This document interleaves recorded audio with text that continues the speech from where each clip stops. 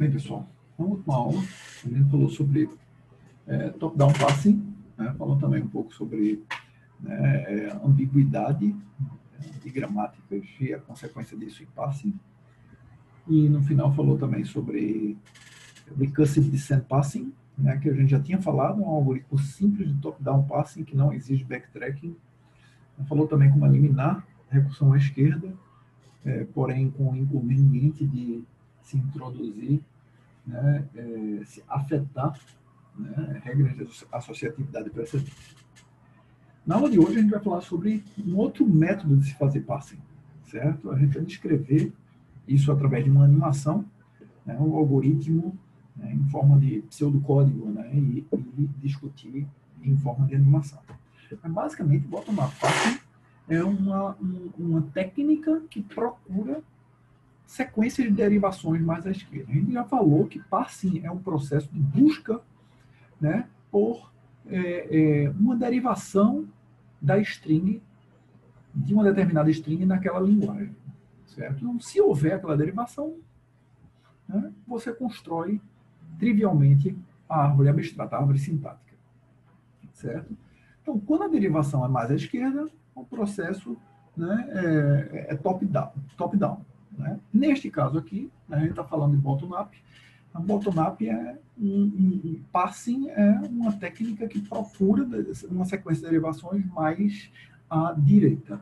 Tá? Então, aqui está um exemplo de uma sequência de derivações levando até esse string que faz parte da linguagem de S, certo?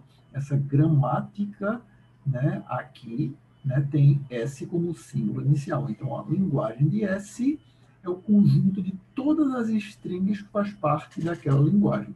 Essa string faz parte dessa gramática, da linguagem de S, tá certo? Caracterizada por essa gramática, né? Porque existe esta sequência de derivações.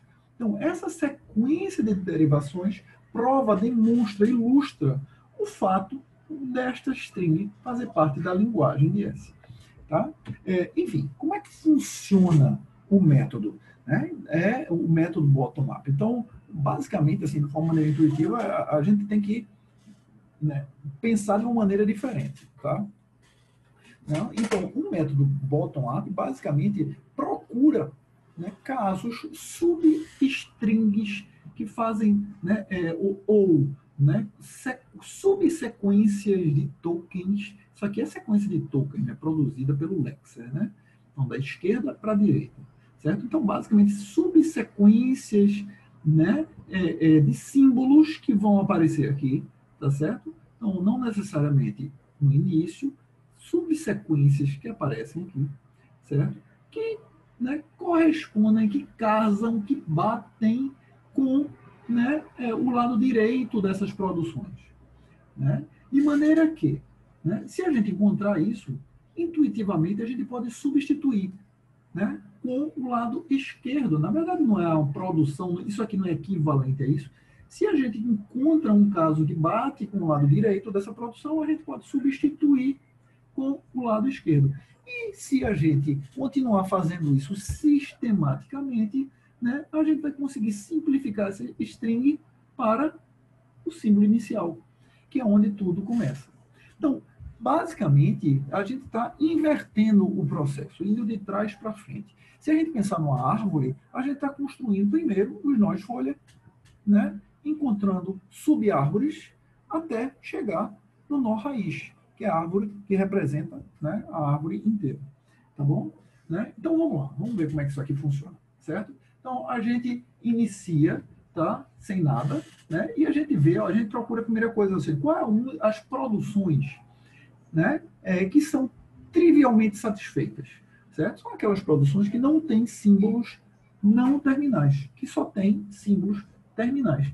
Neste caso aqui, né, essa produção, né, A levando em B, e esta produção, B levando em D, certo? Como B aparece antes de D, né, vamos olhar primeiro isso aqui, certo? Então, conceitualmente, o que é que está acontecendo aqui, pessoal? A gente está consumindo os tokens ainda da esquerda para a direita, certo? A gente consumiu o A, só que a gente não pôde fazer nada com aquele símbolo. A gente não sabia, não existia nenhuma produção que tinha apenas o símbolo A do lado direito, certo? Então a gente empilhou o A, colocou o A pequeno na pilha, tá certo?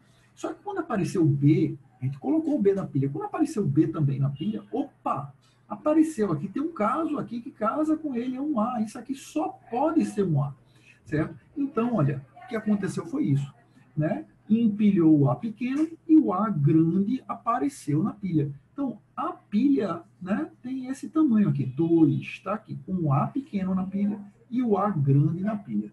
Eu não, né, substituí e escrevi, porque, né, para deixar isso claro aqui, tá? Enfim, gente. Então, consumimos de novo, colocou o B pequeno na pilha, ainda não soube o que fazer, a gente ainda não teve condições de fazer, né, fazer nada, certo? Então, tinha o A pequeno, o A grande na pilha, colocou o B pequeno, ainda não apareceu nenhuma produção na pilha com aquilo, né? O A pequeno, o A grande, que estava na pilha, e o B pequeno, né? Não tinha nada ainda.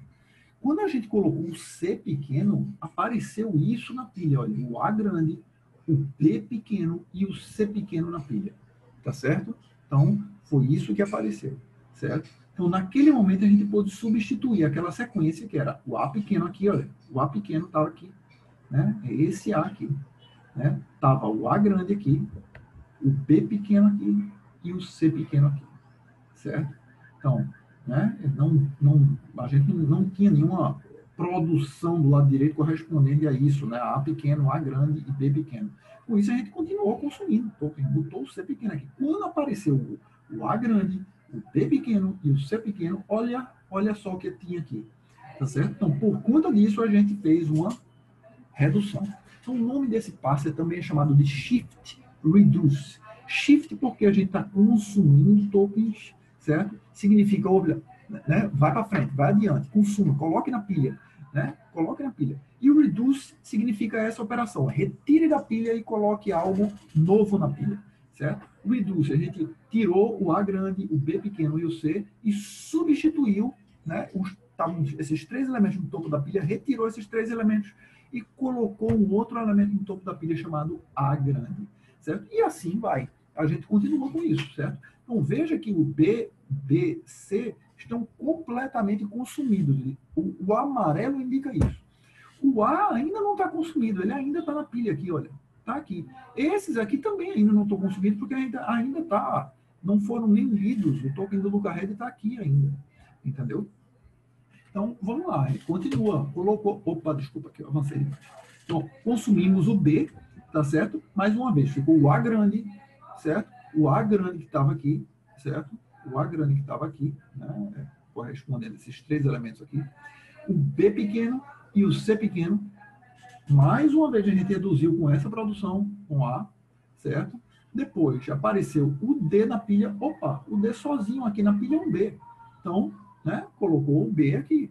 Né? Então, agora a gente tem o A pequeno, A grande, o B grande e, finalmente, a gente coloca o E na pilha. E quando a gente coloca o E na pilha, né, a gente pode casar com essa produção que está aqui do lado direito, certo? E assim concluir, né, que o que a gente tinha é o S. Quando o S aparece na pilha, significa que a gente conseguiu fazer parsing daquela string, certo? E, na verdade, se a gente reproduzir todas as produções até chegar aqui, certo? Então, só indo, né, guardando aqui o histórico, basicamente foi isso que a gente teve, certo? Né? A gente obteve essa derivação mais à direita, tá certo?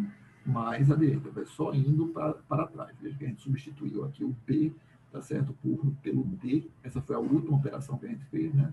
Depois o A pelo ABC e assim vai, tá certo? Enfim, é assim que funciona bottom-up parsing, tá certo? Eu não vou pedir para vocês implementarem esse algoritmo, certo? A gente poderia entrar em detalhes de implementação desse algoritmo, mas intuitivamente esse algoritmo ele usa uma pilha, tá certo? E uma tabela para tomar uma decisão se ele vai fazer um shift, que é aquela operação de consumir mais um elemento e colocar na pilha, ou ele vai fazer um reduce, que é pegar elementos que estão no topo da pilha e substituir pelo lado esquerdo da produção, certo? Então, esse algoritmo está detalhadamente descrito, né, no livro, né, do Dragão, mas eu espero, sinceramente, que vocês tenham compreendido, né, a intuição do algoritmo, certo? Tem várias operações. Um shift ele coloca um elemento mais na pilha, o reduce determina uma produção e consome e reduz também,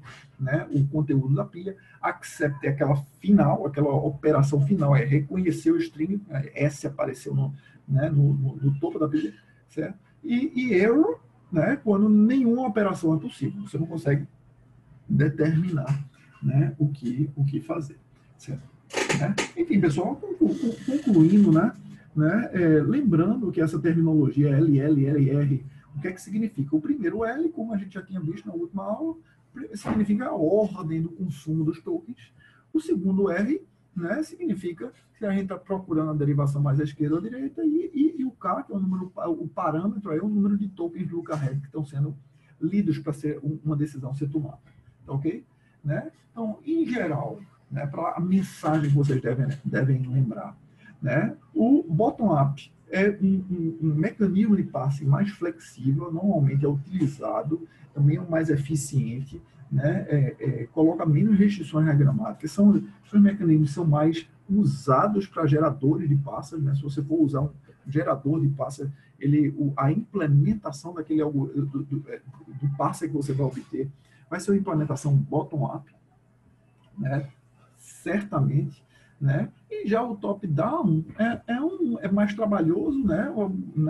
Também é mais trabalhoso de escrever, né? Já um top-down é mais intuitivo, né? Se você for olhar aquele passo, parece fazer mais sentido. É normalmente assim que a nossa cabeça funciona. A gente começa a partir da raiz e vai expandindo, seguindo a leitura da derivação, certo? Né?